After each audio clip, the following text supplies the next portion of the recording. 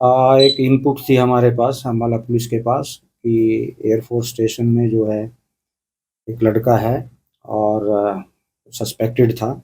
तो उससे जब पूछताछ की गई तो काफ़ी चीज़ें उसमें निकली। तो बेसिकली वो 2020 से एयरफोर्स स्टेशन अम्बाला में जो है एक कॉन्ट्रैक्टर के पास नौकरी कर रहा था। और कॉन्ट्रैक्टर जो है वो जैसे सरकारी क्वार्टर वगैरह हैं उनकी रिपेयर का जो है काम वो देखते हैं, उस पे मुंशी है ये।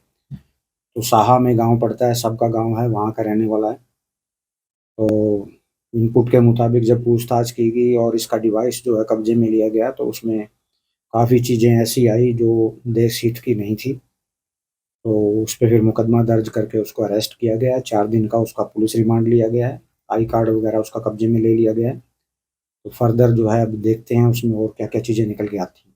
पारिवारिक बैकग्राउंड क्या? पारिवारिक बैकग्राउंड, इसके फादर जो है इंडियन रेलवे से रिटायर्ड हैं। मदर अभी पास में नहीं रहती है, वो कुछ घर के क्लेश की वजह से यमुनानगर में रहती है। एक ब्रदर और वाइफ है, 2 बच्चे हैं।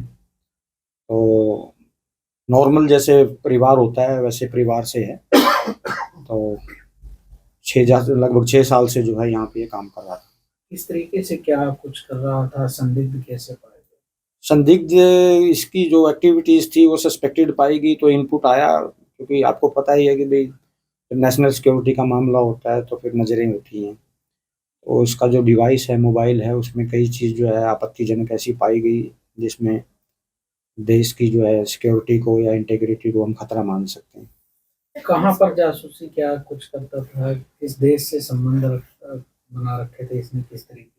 हमारे, आपको पता ही है, जो पड़ोसी देश पे जो है कुछ इनपुट जो है भेजी गई हैं अपने डिवाइस से। तो अब देखते हैं फर्दर क्या निकलता है इसमें। सर, हनी ट्रैप का भी मामला बता रहे हैं कि देखिए इसमें मोस्टली यही होता है कि कोई ना कोई ज़रिया बनाया जाता है कि आपको या तो कोई लालच दिया जाता है या कोई जो है किसी को इंट्रोड्यूस कराया जाता है किसी लड़की से या इस तरह से, तो कहीं न कहीं आदमी जो है वो फिर उस ट्रैप में आ ही जाता है। तो शुरुआत इसकी भी इसी तरह से, वो फ़ेसबुक, इंस्टाग्राम, इन चीज़ों पे जो है दोस्ती हुई एक लड़की से और फिर जो है उसने इन्फॉर्मेशन माँगनी शुरू की। तो इन अ वे मतलब इट स्टार्टेड विद दैट।